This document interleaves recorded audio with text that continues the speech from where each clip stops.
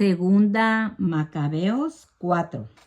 Simón, antes mencionado, delator de los tesoros del templo y traidor a la patria, calumniaba a Onías como si él hubiera maquinado lo que había espantado a Heliodoro y fuera la causa de lo que andaba mal.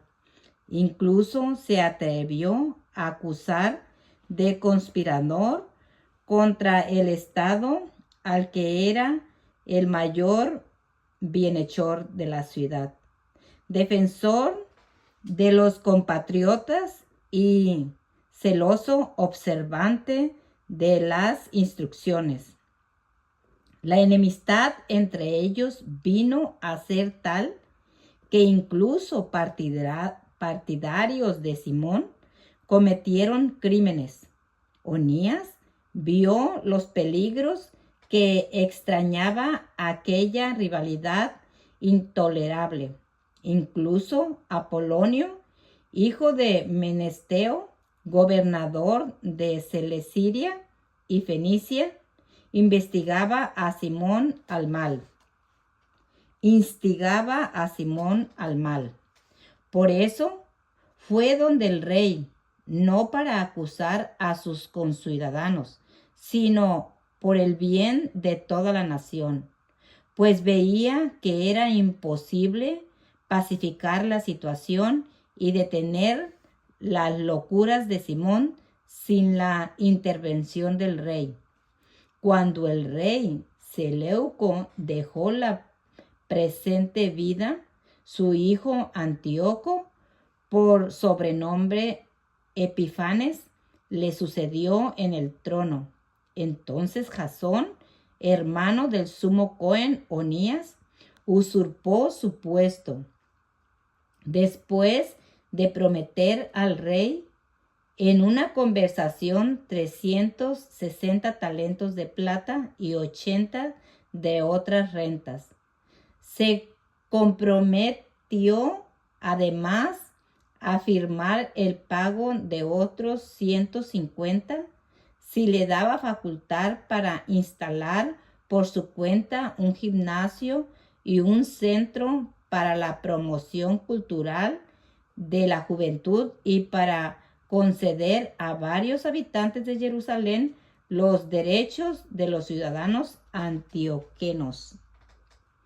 Con el consentir del rey y con el poder de su mano, pronto fue arrastrado a sus compatriotas a las costumbres de los griegos. Renunció a los privilegios que los reyes habían concedido a los Yahudín por medio de Juan, padre de Eupolemo, el que hizo la embajada de amistad y alianza de romanos y Yahudim. Suprimió las instituciones legítimas e introdujo costumbres nuevas contrarias a la instrucción. Así pues, muy gustoso, fundó un gimnasio bajo la misma fortaleza e indujo a lo mejor de la juventud a educarse al modo griego. El paganismo se propagó por la influencia de Jasón, que tenía más de impío que de sumo Cohen. Las costumbres griegas estaban tan de moda que los Cohen ya no demostraban interés por el servicio del altar. Despreciaban el lugar apartado y descuidaban los sacrificios. Y en cuanto empezaba el lanzar del disco, corrían al estadio para tomar parte en competencias atléticas prohibidas por la Torá. No apreciaban en nada los usos de sus padres y tenían por muy superiores los valores de los griegos. Con esto se pusieron a sí mismos en una situación difícil, pues aquellos que tomaban como modelos y cuyas costumbres querían imitar en todo, vinieron a ser sus enemigos y tiranos, porque no se violaban impunemente las instrucciones divinas. El periodo siguiente lo manifestará. Cuando se celebraron en Tiro los juegos quinquenales en presencia del rey, el criminal Jasón envió como representantes a algunos ciudadanos antioquenos de los habitantes de Jerusalén y les encargó 300 dracmas de plata destinadas al sacrificio a Heracles.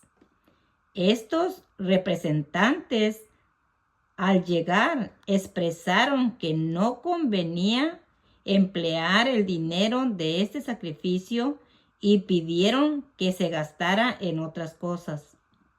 A la sola iniciativa de ellos se debió que aquel dinero enviado para el sacrificio a Heracles se empleara en la construcción de triremes. Antíoco había enviado a Misrayín a Apolonio, hijo de Menesteo, para representarlo en la entronización del rey, y Filometor, cuando Antíoco supo que aquel se había convertido en su adversario político, se preocupó de su seguridad. Por eso, pasando por Jaffa, se presentó en Jerusalén. Fue muy bien recibido por Jasón y por toda la ciudad, e hizo su entrada entre aclamaciones y antorchas. Después se fue con sus tropas a Fenicia. 3 años después, Jasón envió a Menelao, hermano del ya mencionado Simón, para llevar el dinero al rey y gestionar la negociación de asuntos urgentes. Menelao se hizo presentar al rey, a quien impresionó por su aire de persona de autoridad, y logró el cargo del sumo cohen, ofreciendo 300 talentos de plata más que Jasón. Así, provisto del mandato real, regresó sin nada digno de sumo cohen, sino más bien con el furor de un cruel tirano y la rabia de una fiera salvaje. Jasón, que por su parte había usurpado el cargo a su hermano, ahora suplantado por otro, tuvo que huir al país de Amán. Menelao tenía el poder, pero nada pagaba del dinero prometido al rey, aunque Sóstrato, comandante de la fortaleza, se reclamaba, pues el rey lo había encargado de cobrar los impuestos. Así que el rey mandó a llamar a ambos. Menelao dejó como su reemplazante a su hermano Lisímaco y Sóstrato a Crates, jefe de los chipriotas. Mientras tanto, sucedió que los habitantes de Tarso y de Malos se sublevaron porque sus ciudades fueron cedidas como regalo a Antioquida, concubina del rey. Inmediatamente partió el rey para restablecer el orden, dejando en su lugar a Andrónico, uno de sus ministros. Menelao pensó aprovechar aquella oportunidad y robó algunos objetos de oro del templo que regaló Andrónico. También logró vender otros en Tiro y en las ciudades de los alrededores. Cuando Onías ya no pudo dudar de lo que había hecho, Menelao se refugió en Dafne, cerca de Antioquía, lugar de asilo, y desde allí lo denunció. Por esto, Menelao, a solas con Andrónico, lo incitaba a que acabara con Onías. Andrónico fue donde Onías y se ganó con engaño su confianza, estrechando su mano y dándole la mano con juramento. Persuadió a Onías, aunque a éste no le faltaban sospechas, a salir de su refugio e inmediatamente le dio muerte, sin respeto alguno de la justicia. Por ese motivo, no solo los yahudín, sino también gente de otras nacionalidades se indignaron y se apenaron por el injusto asesinato de aquel hombre. Cuando el rey volvió de las regiones de Celesyria, los yahudín de Jerusalén, junto con los griegos que eran partidarios de la justicia, fueron a verlo para quejarse por el asesinato de Onías. El rey se conmovió y se puso triste, e incluso lloró al recordar la personalidad y la noble conducta del difunto. Se enojó con Andrónico y le quitó inmediatamente su cargo. Luego ordenó que le rasgaran las ropas y lo condujeran, atravesando toda la ciudad hasta el lugar donde había cometido el asesinato de Onías. Y allí mismo ordenó que le echaran fuera de este mundo, dándole así Yahweh la pena merecida.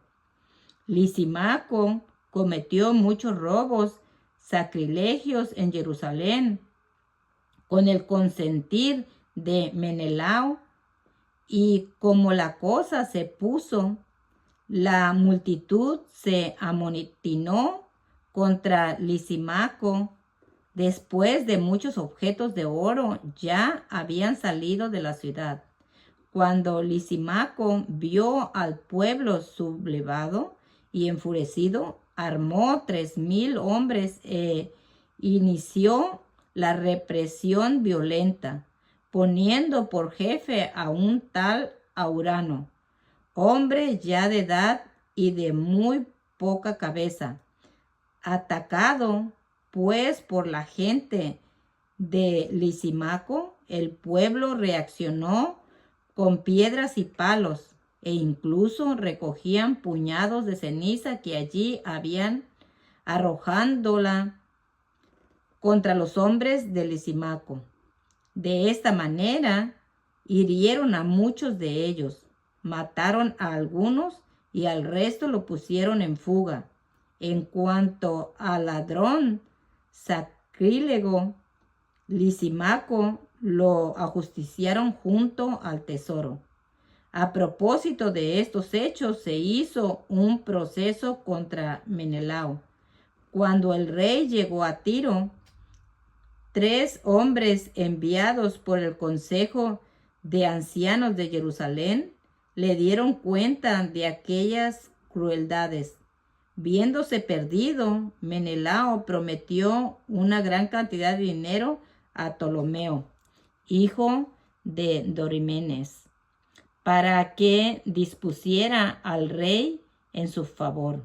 Así pues, Ptolomeo, llevando al rey aparte a una galería como para tomar el fresco, lo hizo cambiar de parecer, de modo que absolvió de todas las acusaciones a Menelao, el causante de todos los males, mas aún condenó a muerte a sus infelices acusadores que hubieran sido absueltos.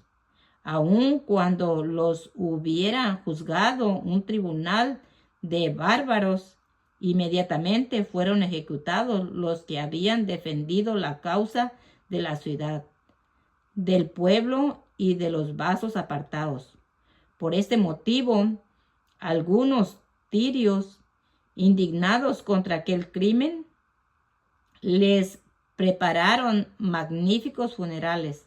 Menelao quedó en el poder, muy agradecidos a la corrupción de los gobernantes, cada vez más criminal, convertido en tirano en su pueblo.